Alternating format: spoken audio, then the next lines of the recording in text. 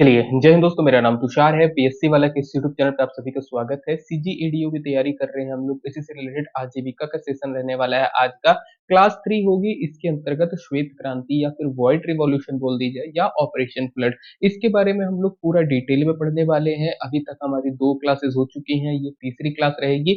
हम लोग को आपको बता दें कि जो भी हमारी यूट्यूब में क्लासेस हैं एडीओ के लिए, वो फ्री ऑफ कॉस्ट चलेगी। कोई भी हम लोग बैच में या इसके लिए कोई भी प्रकार की फीस नहीं लेने वाले हैं। ये पूरा फ्री ऑफ कॉस्ट रहेगा। सारे टॉपिक्स हम लोग इस पे कवर अप करवाएंगे, तो आपको कहीं पर भी जाके कोर्स परचेज करने की आवश्यकता नहीं पड़ेगी। आज बात करने वाले हैं श्वेत क्रांति के बारे में, श्वेत क्रांति के जनक के बारे में, किस प्रकार से भारत में श्वेत क्रांति आई, पूरा देखेंगे। साथ ही साथ कुछ अन्य क्रांतियां जो होती है उनको भी देखेंगे। अब जैसे श्वेत क्रांति का रिलेशन दूध से है, तो अलग अलग राज्यों में कौन कौन से ब्रांड के दूध आते हैं, ये सारी चीजें भी करेंगे। तो थोड़ा बियॉन्ड जाएंगे हम लोग, जिस प्रकार के एग्जाम में क्वेश्चन आ सकते हैं सारी चीजों को कवर अप करने की कोशिश करेंगे। तो श्वेत क्रांति की अगर बेसिक बात करें तो प्रारंभ इसका होता है 1970 में। अगर स्पेसिफिकली बोले तो आप डेट दे सकते हो 13 जनवरी 1970, जिस दिन से आपका श्वेत क्रांति शुरू होती है।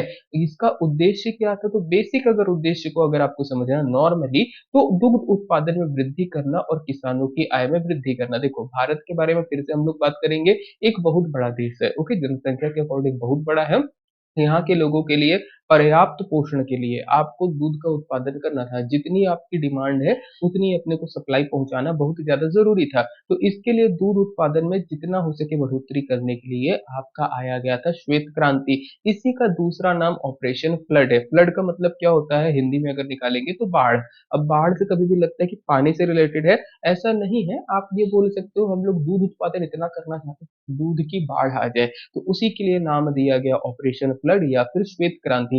प्रणेता कौन है, अगर प्रणेता की बात आएगी तो वर्गीज कुरियन जी का नाम आप ध्यान रखिएगा। ये वर्गीज कुरियन है, इनका आप जो है मिल्कमैन ऑफ इंडिया के नाम से भी इनको कहा जाता है। और ये जो थे आपके चेयरमैन थे किसके, एनडीडीबी। एनडीडीबी बोले तो क्या होता है, नेशनल डेयरी डेवलपमेंट बोर्ड। इसके अध्यक्ष थे, उस समय चेयरमैन थे जिस समय ये अपना श्वेत क्रांति शुरू होती है। अब श्वेत क्रांति के बारे में बात करेंगे तो कुछ संस्थान हैं जिनके थ्रू ये श्वेत क्रांति संभव हो पाई, जिसमें सबसे पहला नाम आपको मिलेगा अमूल। आनंद होता है, ये आनंद लिखाया है गुजरात का। ओके, गुजरात में एक छोटा सा शहर है आनंद, वहां के लोगों ने एक सहकारी संस्था शुरू की। बाद में जो है आपका ये आगे जाके अमूल बना। तो आनंद मिल्क यूनियन लिमिटेड गुजरात 1946 इसकी स्थापना के साथ इसकी शुरुआत होती है। इसके अलावा नेशनल डेयरी रिसर्च इंस्टीट्यूट, जिसको हम लोग एनडीआरआई बोलेंगे, करनाल हरियाणा वाला, इसकी भी मदद ली गई। इसके अतिरिक्त संस्थान कौन सी है, तो national dairy development board NDDB, ये भी आनंद गुजरात में है 1965 में। और सरस डेयरी राजस्थान। ये टोटल आपको 4 संस्थान ध्यान रखने रहेंगे।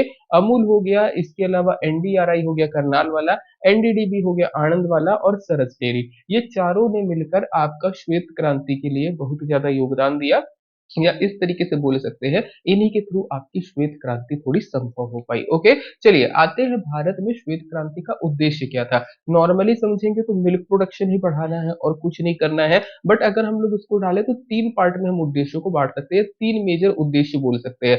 सबसे पहला क्या हो जाएगा, उत्पादन को बढ़ाकर दूध की बाढ़ लाना। ओके, दूध का इतना उत्पादन बढ़ा देना कि ऐसे दूध की बाढ़ आ जाए। समझिएगा थोड़ा बहुत भी, जैसे नॉर्मली अभी आपके अलग अलग डॉक्टर्स लोग अलग अलग बोलते हैं। कोई बोलता है दूध पीना चाहिए, कोई नहीं बोलता है। बट एक सेफर डाइट में आप बोल सकते हो, हेल्दी डाइट में दूध का होना जरूरी है। अब भारत के साथ प्रॉब्लम क्या है ना, भारत में जितनी दूध की डिमांड है उतना सप्लाई नहीं हो पाता, कई लोगों को नहीं मिल पाता। तो पुराने जमाने में भी एक प्रॉब्लम थी, क्या होता था कि जो हमारे पास पशु की नस्लें रहती थी ना, वो कुछ इस प्रकार की रहती थी जो ज्यादा दूध नहीं देते। तो इन सब चीज को हम लोग को सुधार करना है। इवन किसी किसान के पास अगर दूध बहुत ज्यादा हो रहा है तो एटलीस्ट उसको एक मार्केट मिल जाए जहां पर वो क्या है दूध को पहुंचा सके। तो यही सारा करना हमारे श्वेत क्रांति का उद्देश्य था, उत्पादन को बढ़ाना। ओके, इतना बढ़ा देना कि दूध की बाढ़ आ जाए। इसके अलावा दूध आप बनाओगे तो जनरली गांव के लोग ही होंगे जो पशुपालन करेंगे और उसके बाद वो दूध बेचेंगे, तो उनसे उनकी आय में वृद्धि होगी। तो पशुपालकों की बोल दो या ग्रामीणों की आय में वृद्धि करना। सामान्य तौर पर ग्रामीण लोग क्या करते हैं, सामान्य तौर पर खेती करते हैं। अब खेती के साथ हम लोगों ने बोला यार कि तुम जैसे खेती करते हो तो बैल तो पालते ही हो, इसके साथ गाय पाल लो, गाय से दूध होगा और दूध का प्रोडक्शन इतना आप बढ़ा दो जिससे कि आपका दूध आप बेच सको। ओके, जानवरों का दूध आप बेच सको और उसके बाद क्या है, उससे आपको एक्स्ट्रा इनकम मिलेगी। आज की डेट में अगर बात करेंगे, आप मुझको कमेंट करके बताइएगा आपके एरिया में दूध का रेट क्या चलता है। जैसे हमारे इधर 50 रुपए या 60 रुपए लीटर है। ओके, तो मान के चलिए अगर कोई व्यक्ति 1 रुपए एक दिन में मतलब अगर ले रहा है तो 50, 1 लीटर भी अगर ले रहा है तो 50 रुपए का उनका क्या होता है, एक्सपेंस होता है। तो उस प्रकार से ये किसानों को फायदा करेगा। इसके अतिरिक्त उचित उपभोक्ताओं को उचित मूल्य पर दूध उपलब्ध कराना। मेनली आप इकोनॉमी का एक बेसिक टर्म समझते होंगे, डिमांड एंड आपका सप्लाई रहता है। अगर आपकी जितनी डिमांड है, सप्लाई अगर उससे कम है तो चीजों की कीमतें बढ़ जाती है।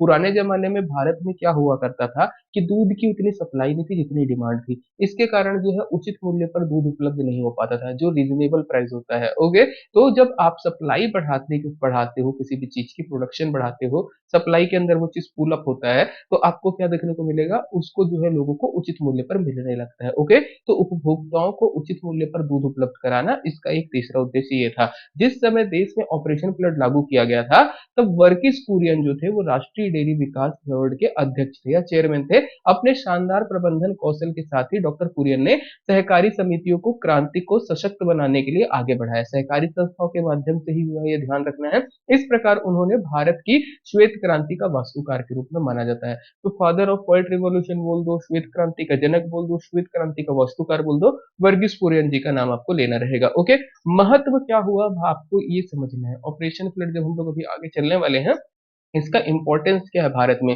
तो देखोगे तो श्वेत क्रांति ने व्यापारियों द्वारा की जाने वाली गलत प्रथाओं को कम करने में मदद की है। ओके, इसने गरीबी उन्मूलन में भी मदद की और मानव भारत को दूध और दूध उत्पादों में सबसे बड़े उत्पादक देशों में बना दिया। जनरली व्यापारी लोगों के द्वारा क्या होता था, आपका किसानों का शोषण होता था, लाभ कमाने का काम रहता है। जैसे किसानों से लिया मान लो 20 रुपए लीटर में दूध और उसके बाद वो उसको बेच रहा 50 रुपए लीटर में, इससे प्रॉब्लम आने लगती थी। इसके अलावा और भी गलत नीति थी, जैसे कि मिलावट वगैरह करना, ये सारी चीजें। तो इन सारी चीजों को दूर करने में बहुत हद तक आपका जो है, आपका ऑपरेशन फ्लड ने काम किया। इसके अलावा गरीबी उन्मूलन में भी मदद किया, किसानों को फायदा हुआ है। ऑपरेशन फ्लड ने डेयरी के किसानों के लिए उनके द्वारा बनाए गए संसाधनों पर नियंत्रण का अधिकार दिया। इससे वे अपने विकास की दिशा में आपका दिशा देने में मदद मिली। ये दूसरा हो जाएगा। देश भर के अंदर 700 से अधिक शहरों और कस्बों के उपभोक्ताओं को दूध उत्पादकों से जोड़ने के लिए राष्ट्रीय दूध जो है ग्रिड का गठन किया गया।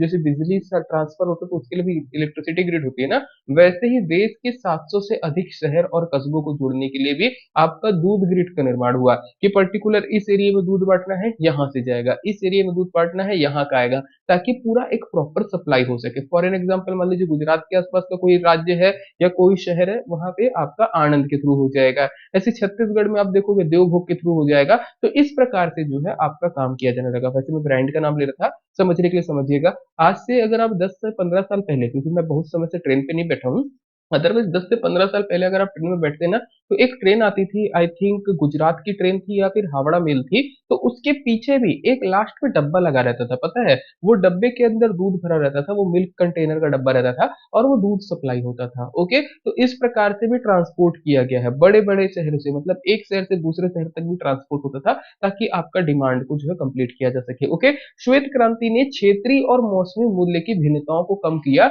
जिससे ग्राहक जो है संतुष्टि सुनिश्चित हुई। साथ ही आपका यह भी सुनिश्चित हुआ कि उत्पादकों को ग्राहकों द्वारा भुगतान की गई कीमत का बड़ा हिस्सा मिले। मेनली होता क्या था ना, ध्यान से समझने की कोशिश करिएगा। अब जैसे गाय भी होती है ना, अलग अलग मौसम में अलग अलग टाइप का दूध देती है, मतलब अलग अलग मात्रा में देती है। गर्मी में दूध उत्पादन कम हो जाएगा, बरसात में दूध उत्पादन उनका बढ़ जाता है। जैसे अगर कोई गाय बच्चे का जन्म देती है तो उसके दूध उत्पादन बढ़ जाता है। तो आपका जो क्षेत्रीय या मौसमी जो विभिन्नताएं होती हैं, उसको दूर किया गया श्वेत क्रांति में। प्रोडक्शन हम लोगों ने इतना बढ़ाया ताकि उस चीज की कमी ना हो, मतलब ऐसा ना हो कि अप डाउन हो। इसके अलावा होता क्या था, जैसे किसानों से 20 रुपए में खरीदा और उसके बाद बिचौलिया क्या कर रहा है, वो लोगों को बेच रहा है 50 रुपए में, इससे दोनों को नुकसान होता था। अब किसान जो है सोच रहा है उसका दूध मार्केट में 50 रुपए का बिक रहा है, तो कम से कम उसको 30-35 तो मिले। तो श्वेत क्रांति के आने के बाद ये भी संभव हुआ कि जो भी व्यक्ति है, ओके मैं बार बार किसान बोल रहा हूँ, वहां पे पशुपालक बोल सकते हो, जो भी दूध बेच रहा है, तो वो दूध विक्रेता को ये बोला गया, ठीक है आप हमारे पास दूध बेचो, हम ज्यादा कीमत मिलेंगे। मतलब मान के चलिए अगर 50 रुपए लीटर में बिक रहा है, एक एग्जाम्पल ले लीजिएगा, तो किसानों को वो 40 रुपए दे दे, ₹40 देते, जो भी उनका कॉस्ट रहेगा वो तो ज्यादा मिलने लगा, ये भी फायदा होता है। इसके अलावा ग्रामीण लोगों के जीवन स्तर में सुधार हुआ तथा ग्रामीण अर्थव्यवस्था की प्रगति हुई। तो ये ऑपरेशन फ्लड के हमारे महत्व रहेंगे। ओके, अन्य महत्वपूर्ण जानकारियों की बात करते हैं ऑपरेशन फ्लड के अंतर्गत, तो क्या देखने को मिलता है। दूध क्रांति या ऑपरेशन फ्लड भारत की योजना है जिससे भारत में दूध की कमी को दूर किया जा सके, इसे श्वेत क्रांति के नाम से जानते हैं। बेसिक हो गया, शुरुआत 1970 में 13 जनवरी को गुजरात के खेड़ा जिले के आणंद नामक ग्राम में हुई थी। देखो यहाँ पे आनंद लिखाता है, हम लोग जब टाइप करते हैं तो कई बार मिस होता है, ये आनंद भी बोल सकते हो या आनंद बोल सकते हो। ओके, अमूल का फुल फॉर्म ही है आनंद मिल्क यूनियन लिमिटेड। तो वहां से शुरुआत हुई थी। परंपरागत दूध व्यवसाय को व्यापारिक दूध व्यवसाय में परिवर्तित किया गया। जो आपका परंपरागत दूध व्यवसाय होता था कि किसान अपना एक पर्टिकुलर एक छोटे से जिस भी एरिया का है वहीं तक बेचता था, उसको बदलकर बिजनेस मॉडल शुरू किया गया। ये देखने को मिलेगा। 1946 में सहकारी संघ के रूप में अमूल की स्थापना हुई थी, जिससे दूध उत्पादकों के लिए समुच्च बाजार की सुविधा प्राप्त हुई। ओके, इसके अतिरिक्त राष्ट्रीय डेयरी विकास बोर्ड के सहयोग से 1970 में ऑपरेशन फ्लड शुरू हुआ। डॉक्टर वर्गीस कुरियन द्वारा ही एक अलग एजेंसी जिसको इंडियन डेयरी कॉर्पोरेशन बना बोला गया था, वो बनाया गया था, जिससे ऑपरेशन फ्लड को जो है एक तरीके से आप बोल सकते हो ग्रोथ मिला। ओके, या ग्रांट मिला है। ये सारी चीजें आपको देखने को मिलेगी। जब भी पैसे की कमी आती थी वो आईडीसी के थ्रू जो है आपका कंप्लीट होती थी। अब बात करेंगे ऑपरेशन फ्लड या श्वेत क्रांति। भारत में टोटल 3 फेजेस में हुआ है, 3 चरणों में हुआ है। पहला चरण 70 से 80 तक चला, दूसरा 81 से 85 और तीसरा 85 से 96। ये 3 चरणों में ये आपका काम होता है। एक एक करके चरणों को शुरू करेंगे। तो पहला चरण में अगर आप देखोगे तो भारत के बड़े 4 नगरों को पकड़ा गया, जिसमें आपको मिलेगा दिल्ली, मुंबई, कलकत्ता और चेन्नई। इसमें ताजा दूध व्यापार का वर्चस्व बिठाने का प्रयास किया गया कि यहाँ के लोगों को, मतलब मेन मेजर जो हमारी सिटीज है ना, 4 बड़े शहर, वहां के लोगों को ताजा दूध पहुंचाया जाए। इसके लिए हम लोग थोड़ा प्लानिंग किए थे और ये आपको देखने को मिलेगा। आगामी कार्यक्रम के क्रियान्वयन के लिए भी रूपरेखा तैयार करने के लिए कारगर सिद्ध हुआ कि हम लोग कैसे पहुंचाए। इमेजिन करो, अगर आप दिल्ली तक पहुंचा देते तो दिल्ली के आसपास का नोएडा वाले रीजन तक भी आपको पहुंचाने में आसानी होगी। तो मेजर पहले 4 हमारे जो टॉप शहर थे उनको छोड़ा गया कि कैसे हम यहाँ तक ताजा दूध पहुंचाए। ट्रेन के माध्यम से, ट्रकों के माध्यम से, जो भी माध्यम हो सकता है उसके लिए प्लानिंग बनाई गई। दूसरा, इसी से हम लोगों को आने वाले फेज के क्रियान्वयन के लिए एक आपका ब्लूप्रिंट मिल गया, रूपरेखा मिल गई कि कैसे हम लोग काम कर सकते हैं। इस चरण के अंतर्गत अगर आप देखोगे ना, तो वित्त पोषण विश्व खाद्य कार्यक्रम के माध्यम से किया गया। ओके, तो वित्त पोषण पहले वाले के लिए किसने दिया था, तो विश्व खाद्य कार्यक्रम के माध्यम से हुआ था। यूरोपीय संघ द्वारा दान किया गया मक्खन तेल और स्किम दूध पाउडर की भी बिक्री से किया गया था। ओके, तो इनको मक्खन तेल और स्किम दूध पाउडर मिला फर्स्ट, उसमें किसने किसने दिया, तो यूरोपीय संघ ने दिया है। फिर आते हैं सेकेंड फेज की बात करेंगे। 1981 से 85 तक ये लगभग चलता है। आप बोल सकते हो 5 साल चला है। पहला वाला 10 साल, दूसरा 5 साल। समन्वित डेयरी विकास कार्यक्रम की शुरुआत हुई। 200 से अधिक शहरों को जोड़ा गया। ओके, इसमें आपके 200 से अधिक शहर जो है इसके अंतर्गत जुड़ते हैं। चरण में अगर बात करेंगे इस चरण में, तो 1 लाख से अधिक आबादी वाले शहरों को दूध की आपूर्ति व उपलब्धता उत्पादक सहकारी समितियों के चैनल के माध्यम से करने का प्रयास किया गया। शुरू वाले में हम लोगों ने 4 फेज, मतलब 4 बड़े शहरों को जोड़ा। सेकेंड फेज में हम लोगों ने पूरे देश के लगभग आप बोलोगे तो ऐसे शहरों को, 200 से अधिक ऐसे शहर जिनकी आबादी 1 लाख से ज्यादा है, वहां तक दूध पहुंचाने का प्रयास किया। और इसमें किसने मदद की है, तो आप बोल सकते हो सहकारी समितियों के माध्यम से और उनके चैनल के माध्यम से इसका प्रयास किया गया था। इस चरण के दौरान अगर आप देखोगे तो शेडों की संख्या 18 से बढ़कर 136 हो गई। दूध दुकानों का विस्तार लगभग 290 बाजारों तक हुआ। ओके, 290 शहरी बाजारों तक हुआ। आत्मनिर्भर प्रणाली स्थापित की गई, जिससे कि 43,000 ग्राम सहकारी समितियां पहले, और लगभग आप बोलोगे तो 2,50,000 दूध उत्पादक इसमें शामिल किए गए।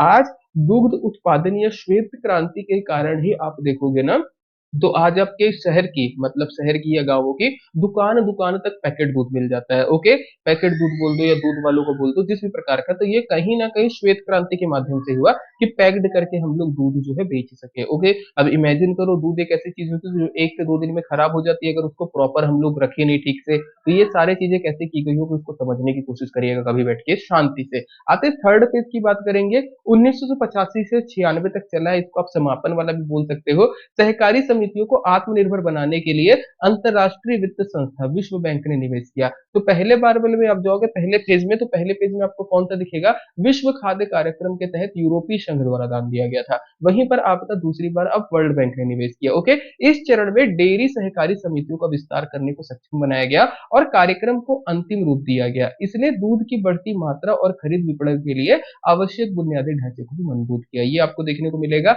इस चरण में पशु नस्ल सुधार, दुग्ध उत्पादन में वृद्धि, पशु स्वास्थ्य सुधार और पशु पोषण अनुसंधान जैसे जो है आपकी क्रिया जो गतिविधियां वो कम संपन्न हुई। जैसे मेन होता है कभी भी आप पशु पालो तो नस्ल सुधार पे थोड़ा सा ध्यान देना पड़ता है। जैसे कि आगे की वाली क्लासेस में हम लोग करने वाले हैं, अभी हल्का सा हिंट कर देता हूँ।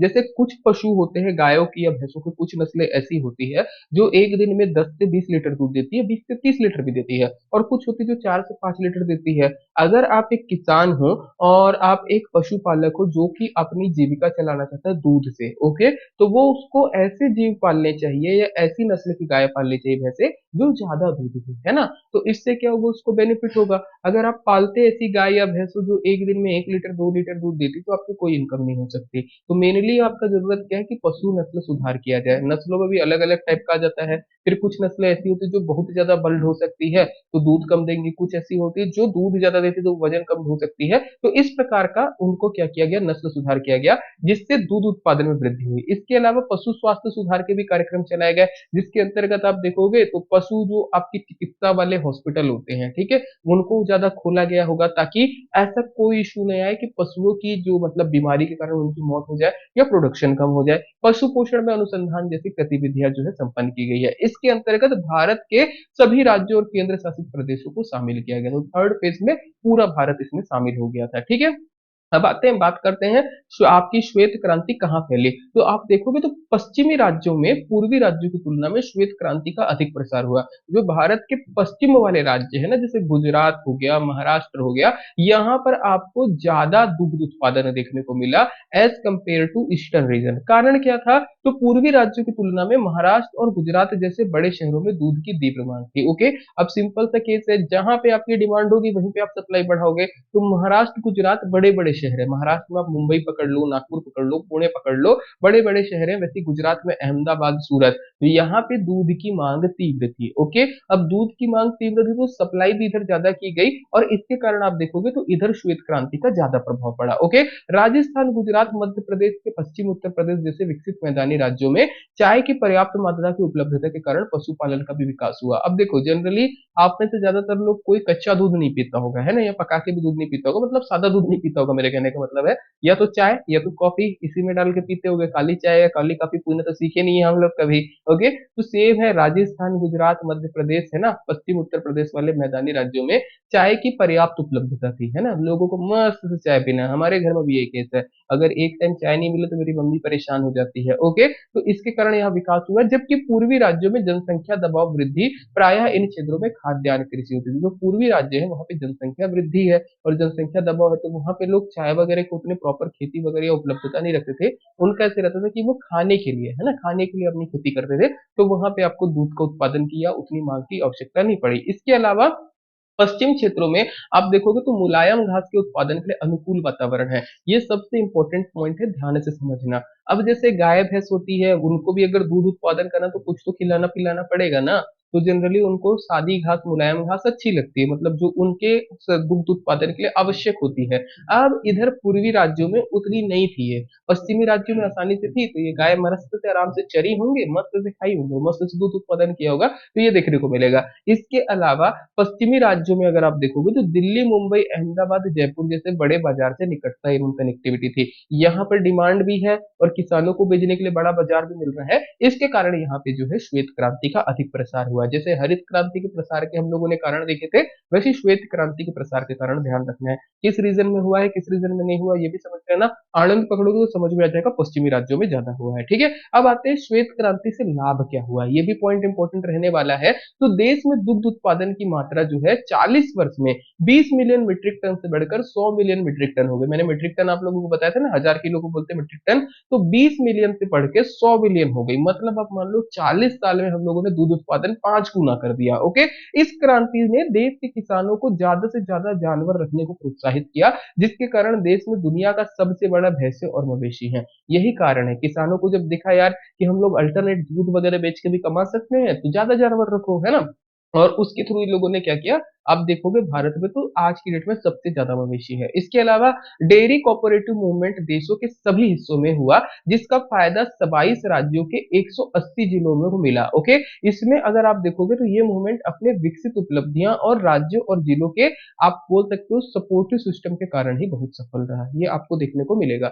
हानि क्या हुई, श्वेत क्रांति में कोई हानि हुई क्या? तो यहाँ पर आपको देखने को मिलेगा विदेशी नस्ल के जानवर दूध तो ज्यादा देते थे, लेकिन उनकी यहाँ की परिस्थिति के अनुसार सरवाइव करना मुश्किल था। ओके, उनका भोजन अन्य आवश्यकताओं की पूर्ति के लिए गांव या कंपनी का अधिक बोझ बढ़ जाता था। ओके, इस दौरान प्राप्त किए जाने वाले दूध में सभी पोषक तत्व नहीं होते थे, जिससे स्वास्थ्य पर बुरा प्रभाव पड़ सकता था। दो कारण आपको मिलेगा, जो मैं आपको वीडियो की शुरुआत में बोल रहा था कि कुछ डॉक्टर बोलते हैं दूध पीना चाहिए, कुछ नहीं बोलते हैं, तो वो उसके पीछे भी आएंगे और इसको भी समझने की कोशिश करते हैं। ओके, जैसे इमेजिन करो आपके घर में एक देसी गाय है, देसी गाय एक देसी भैंस है, जो यहाँ की ही है, लोकल छत्तीसगढ़ की या भारत की लोकल आपकी देसी गाय या भैंस है। तो उसमें क्या होता है ना, आपका लोकल रहने से लोकल वाली जो होती है वो आपके अलग अलग कंडीशन को सरवाइव कर सकती है, क्योंकि वो यही की है, भारत के मौसम में पली बड़ी है। वो ज्यादा गर्मी भी सह लेगी, ज्यादा ठंडी भी सह लेगी, भले दूध उत्पादन कम हो रहा है बट ज्यादा गर्मी या ज्यादा ठंडी सह सकती है। वहीं पर जो हम लोगों ने विदेशी नस्ल लेके आया या हाइब्रिड करवाया,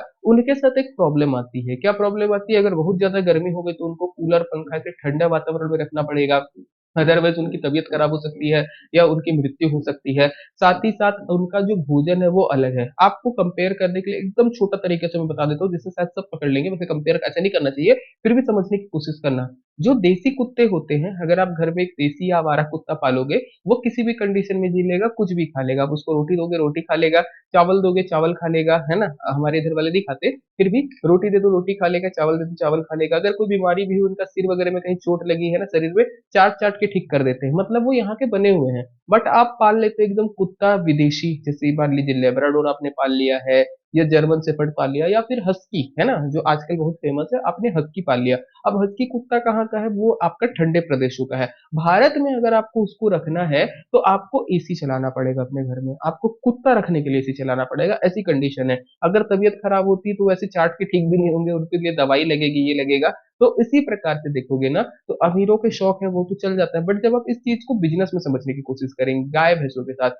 हमारे यहाँ पे जो थी, वो अपना उत्पादन भले कम करे बट उनका मेंटेनेंस ज्यादा नहीं था। उनको आप खिला दो, उनको ज्यादा बीमारियां वगैरह नहीं होती थी मौसम के अनुसार। यहाँ पे प्रॉब्लम आई जब हम लोगों ने विदेशी नस्ल लेके आई, तो वहां पर आपको क्या दिखेगा कि उनको सरवाइव करने में दिक्कत आने लगी। ओके, तो उनको हमको मेंटेन करना पड़ा। इसके अलावा उनका भोजन और अन्य आवश्यकताओं की पूर्ति भी हम लोगों को करना पड़ा, जिससे गांवों के ऊपर, ये कंपनी के ऊपर अधिक बोझ पड़ रहा था। इमेजिन करो एक किसान है जो गाय से 1,000 रुपए कमा रहा है और 400 रुपए गाय पे ही लगा दे रहा है, तो कहीं ना कहीं वो सरवाइव नहीं कर पाएगा। ओके, इसके अलावा इस दौरान जो दूध मिला इन जानवरों से ना, जैसे आपने सुना होगा शहद का, कभी भी विदेश का शहद नहीं लेना चाहिए, जहां पे आप रहते हो वहीं का शहद लेना चाहिए, क्योंकि वो वहां की वनस्पतियों से बना है, वो आपके लिए लाभकारी होगा। आप अमेरिका का शहद लेते हो, इम्पोर्टेड है, तो वो अमेरिका में अगर आप रहते हो तो ठीक है, भारत के लिए वो सही नहीं रहेगा, क्योंकि आपके मौसम चेंज होते हैं। वैसे जो विदेशी नस्ल की गाय है जो ज्यादा दूध दी, तो दूध की मात्रा बढ़ी, है ना, बट उसके अंदर जो पोषक तत्व है कुछ थे कुछ नहीं थे, मतलब वो इनबैलेंस थे, जो डॉक्टर बोलते हैं आज की डेट पे कि जो इंसान, हम लोग बोलते हैं ना, आप लोगों ने सुना होगा कि वीगन डाइट के बारे में। वीगन डाइट क्या होता है?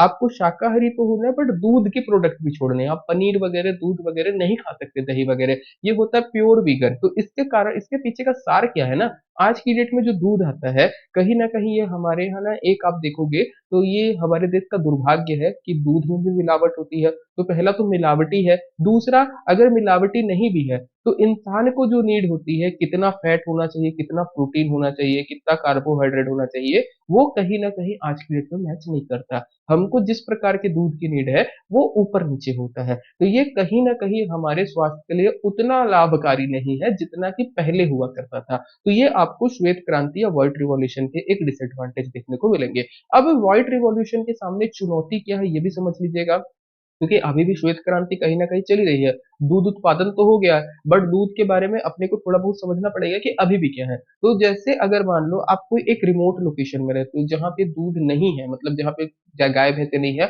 आप बाहर से दूध लेके आते हो, तो ऐसी जगह दूध पहुंचाने के लिए दूध या दूध उत्पादों की उचित पैकेजिंग और लेबलिंग की प्रणाली का अभाव है। अपने यहाँ देखोगे ना, तो अभी फिलहाल चलो लेबलिंग प्रणाली तो है बट पैकेजिंग प्रॉपर हो रही है क्या? जैसे आज भी देखोगे तो पैकेट में आते हैं दूध। अब पैकेट भी दो तीन प्रकार के होते हैं, प्लास्टिक वाला होता है, एक टेट्रा पैकेट होता है और एक बोतल बोतल होता है, तो सबसे बेहतर रहता है आपका बोतल वाला दूध। अगर आप कभी पहुंच पाए बोतल वाले पे ले लो, पर्यावरण को भी नुकसान नहीं होगा और सारी चीजें ठीक है। प्लास्टिक वाले पैकेट में पर्यावरण को नुकसान है, टेट्रा पैक एक अलग ही कंडीशन हो जाती है, क्योंकि दूध जो होता है या दूध उत्पाद ऐसे होते हैं जिनकी एक्सपायरी डेट बहुत जल्दी रहती है। मान के चलिए आज आपने दूध को पॉस्चराइज करके पैक किया, 1 से 2 दिन में वो एक्सपायर हो सकता है, तो उचित पैकेजिंग अपने को जरूरी है ताकि वो खराब ना हो। इसके अलावा आपका लेबलिंग भी जरूरी है ताकि पता चले किस ब्रांड का है। आप मान के चलो लेके आते हो अमूल ब्रांड का और पता चला वो अमूल की जगह मुमूल निकला, फर्जी ब्रांड का निकला, तो फिर उसमें तो नुकसान ही होगा। ओके, इसके अलावा उद्यमियों की मानसिकता को समझने के लिए बाजार की खुफिया जानकारी का अभाव है।